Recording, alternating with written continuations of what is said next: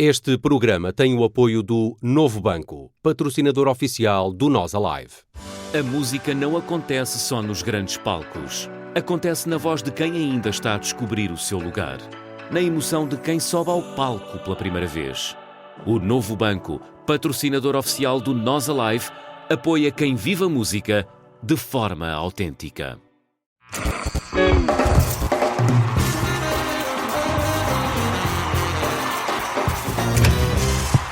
Ao vivo, na Rádio Observador. Eu queria cantar em tom feliz sobre o tanto que a vida dá, mas vem sempre uma perdiz com notícias de um país que em choro dormirá. Eu que guardo em contos tantas graças e alegrias, ponho em vestes de condor, ranjo os dentes em rancor para cantar sobre injustiça.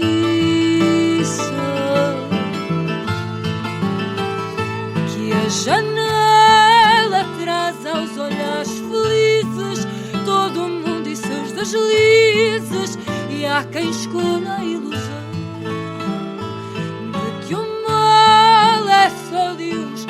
de todos, acontece sempre aos outros e é só na televisão. E eu que hoje vi o sol nascer pela fresta da portada, dei o luto aos pardais que eles já não voam mais.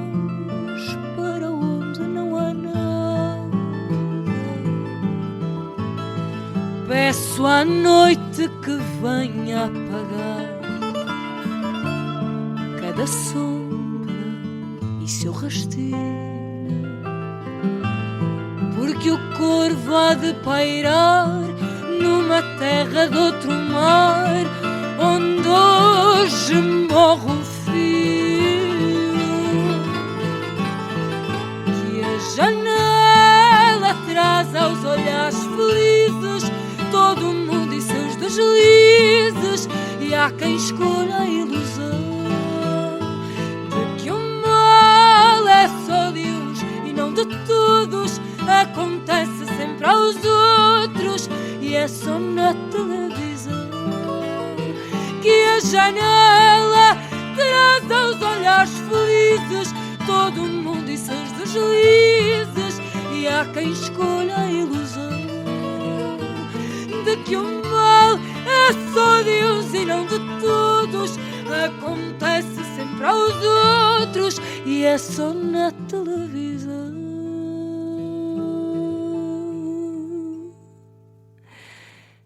E cai um beija-flor deitado ao chão.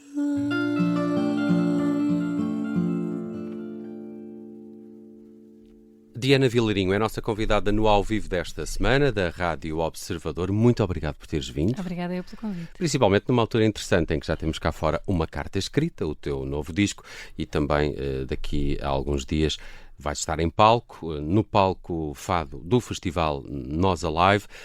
Se calhar começaria por aqui, porque atuar num festival da dimensão do Nós Alive parece-me também um desafio, vindo de um ambiente que o fado está mais habituado a ser mais íntimo, diria, das casas de fado e dos teatros. Como é que se prepara um repertório para cantar fado para uma audiência que até se calhar está mais ali para ver rock e pop do que propriamente fado? Sentes que o público do festival estará mais também permeável a ser surpreendido nesse palco fado?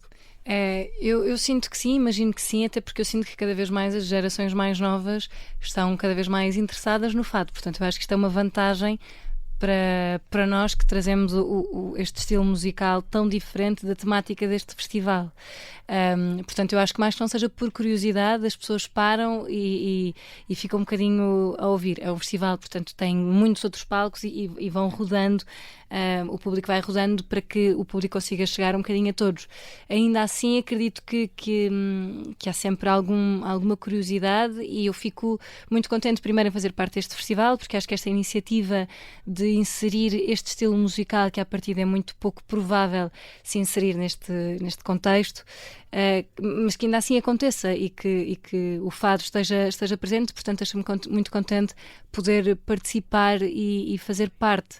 No fundo, o que nós vamos fazer no nosso alinhamento é, dentro dos temas que temos, e principalmente a apresentação, apresentando este segundo disco, vamos tentar de alguma forma trazer os temas que nos parecem um bocadinho mais possíveis de se adaptar à circunstância. Portanto, eventualmente, se calhar não trazemos o fado mais tradicional possível, ou o fado mais triste, por assim dizer.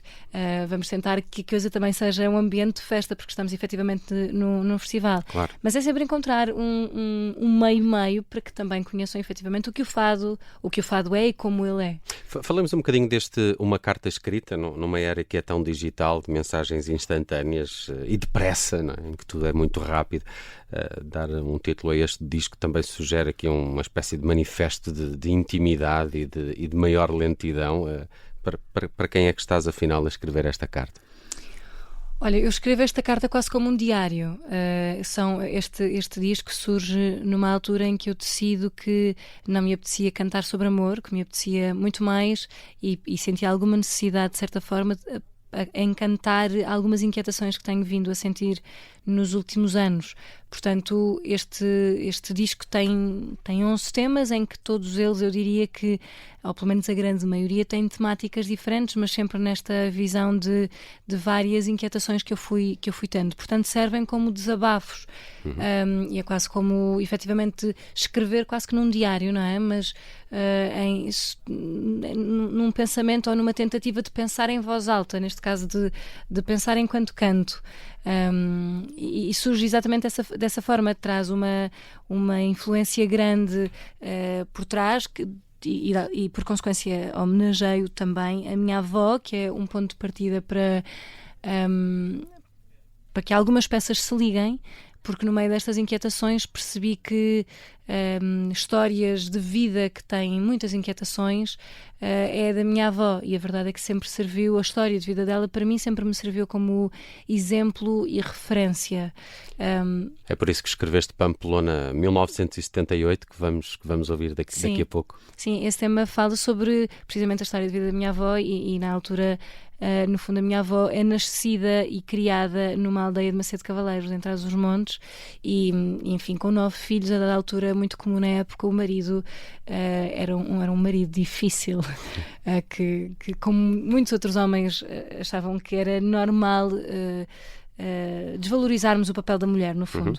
E a dada altura a minha avó decidiu não aceitar mais esse posicionamento e decidiu fugir para Pamplona, que na verdade em 1978. Exatamente, e levou alguns filhos e no fundo, todos eles já têm nacionalidade espanhola, todos os outros depois nasceram e foram criados por lá.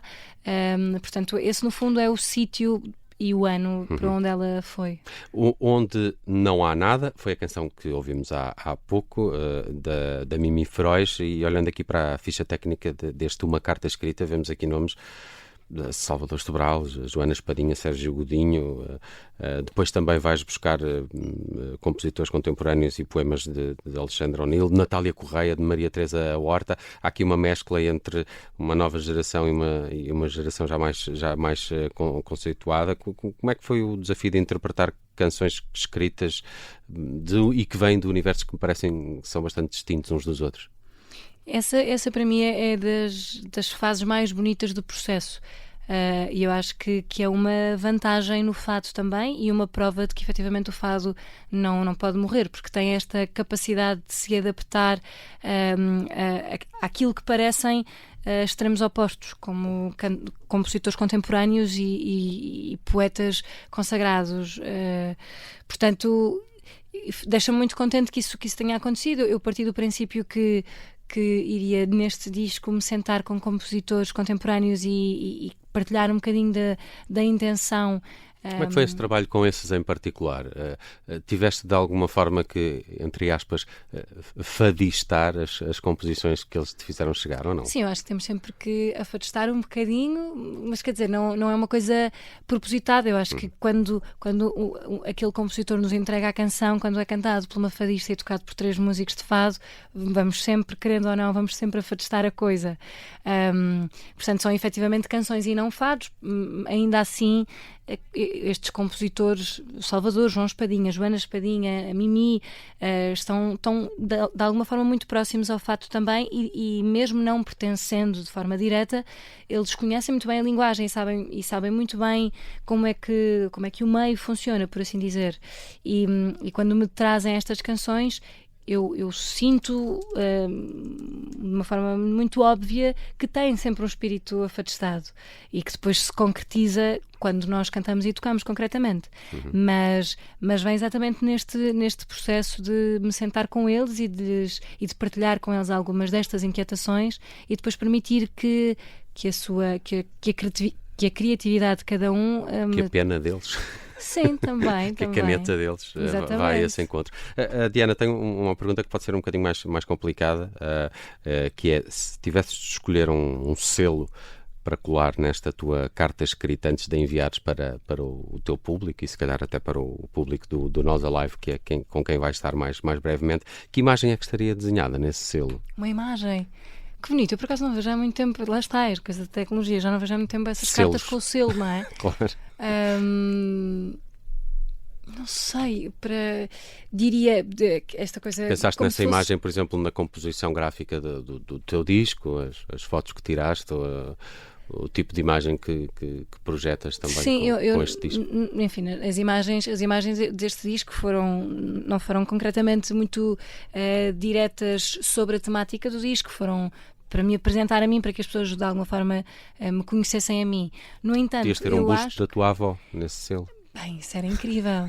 Eu via para uma coisa mais básica, mas vou adotar essa porque é muito mais giro. Fica vendido. Está feito. Obrigado. Diana Vilarinho Obrigada. veio ao vivo desta semana aqui da Rádio Observador. Vamos também ouvi-la agora em Pamplona, 1978, com o Bernardo Saldanha na viola e o Bernardo Couto na guitarra portuguesa, a quem agradeço também terem vindo aqui e podem vê-la. Estava aqui a confirmar no dia 9 de julho, no palco Fado Café do Festival Nós Alive. Muitos parabéns por este disco e obrigado por teres vindo. Obrigada eu.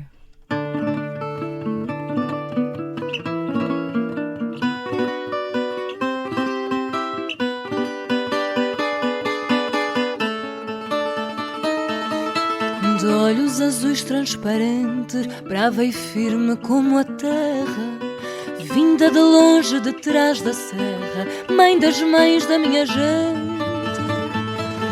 Fugiu em noite violenta, prisão aberta sem grades, para longe de estranhas verdades, fugiu da maior tormenta. Sangue do meu corpo, da minha história a raiz, e por cada cicatriz um rumo para outro porto. Tem olhos azuis de dor que de mim andam cientes. Esses olhos transparentes são estrelas brilhantes de amor. Tem rugas que contam vidas, a sua de outros também. Mãe da minha mãe, mulher sem medo de feridas. Sangue do meu corpo, da minha história a raiz, e por cada cicatriz um rumo para outro porto.